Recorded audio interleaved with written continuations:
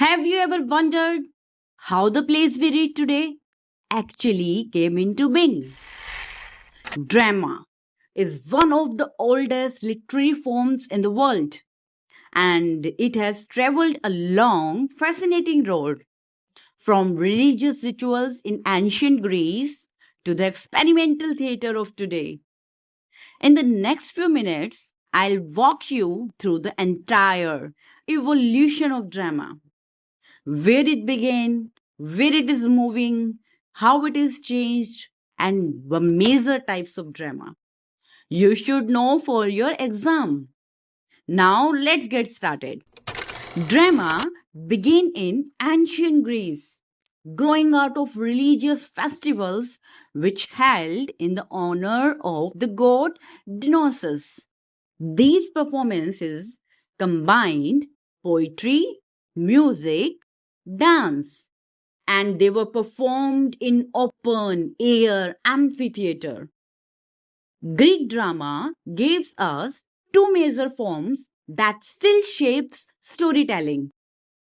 Number one, tragedy, and another is comedy.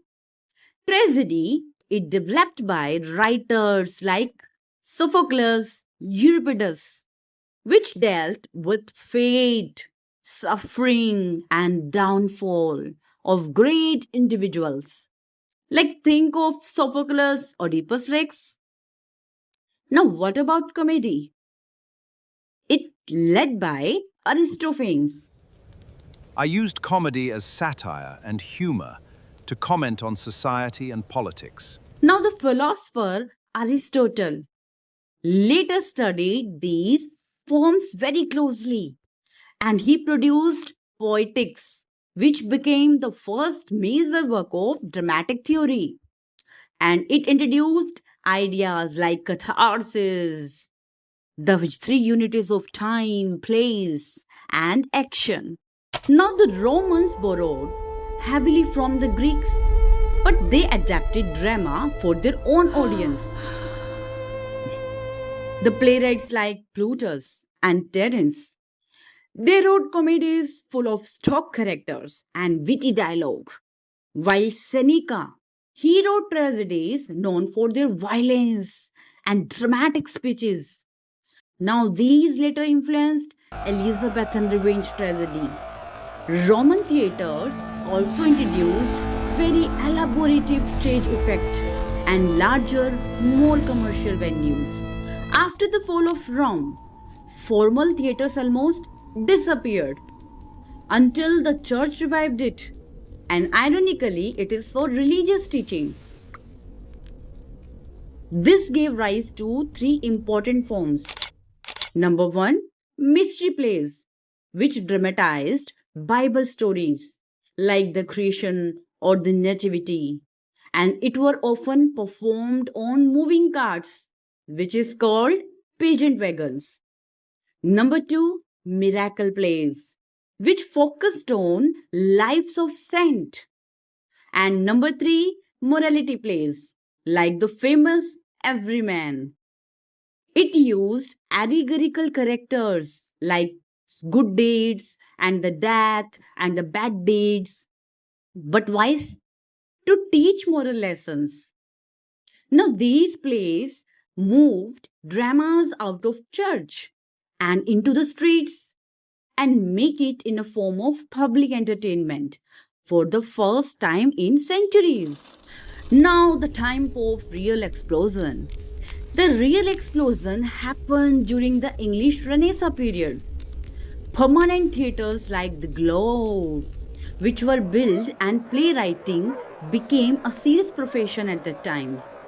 This era gives us Christopher Marlowe, whose Dr. Faustus pushed the boundaries of tragedy, and of course, William Shakespeare, who mastered tragedy, comedy, and historical play all at once.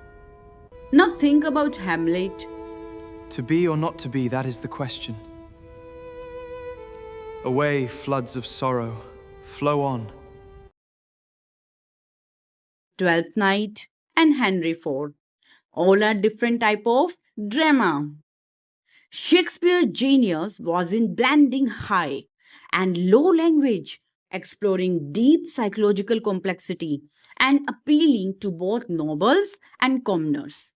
So, his drama is not only meant for court drama, but for common people. After Shakespeare, the Jacobean drama, which brought darker and violent revenge tragedies. Now, what is the name of the famous work? Duchess of Malfi, written by John Webster. When theatres reopened after the Puritan ban under Oliver Cromwell, a new form emerged, and this is called Restoration Comedy.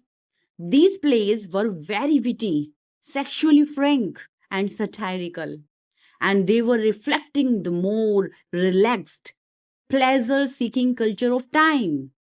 Now, playwrights like William Congreve, who is famous for The Way of the World, he poked fun at manners, marriage, and high society.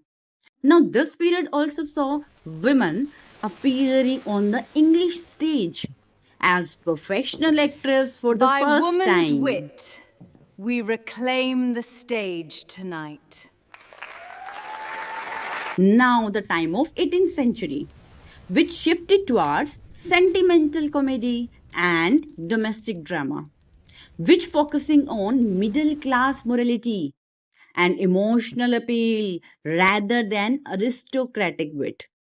Later in the century, writers like Oliver Goldsmith and Richard Sheridan they reacted against this with sharper and more satirical comedies of manner. Like we have She Stoops to Conquer and The School for Scandal. Now, who knows about Lady Teazle? Now, as we are moving towards 19th century, which was dominated by melodrama. Where we get exaggerated plot, clear cut heroes and villains, and more importantly, heightened emotions, hugely popular with mass audience. But towards the end of the century, a major shift happened, and there is a rise of realism.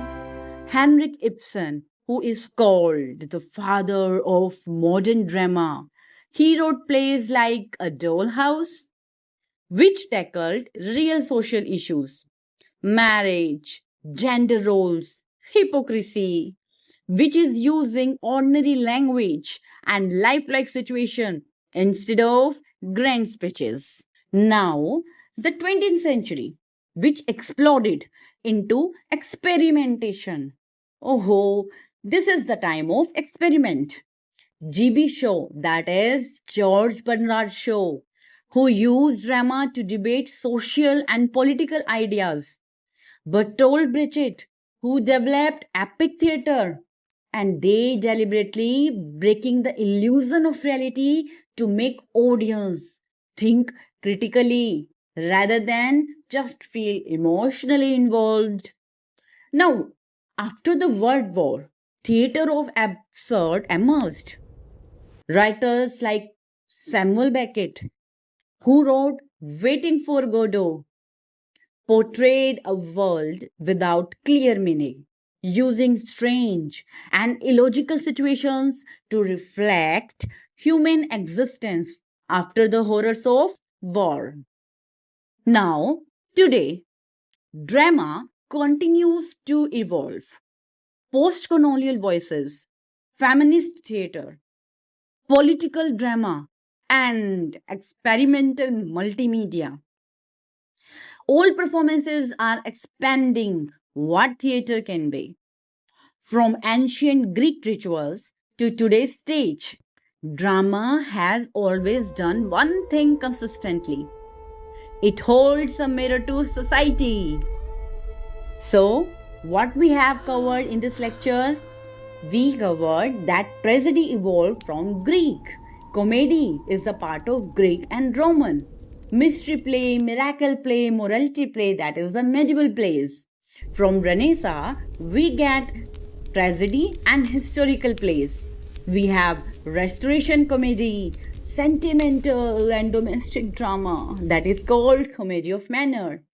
Oh ho, that is the time of 19th century, so melodrama is all where. Then we have Ibsen, Henrik Ibsen, who introduced realism.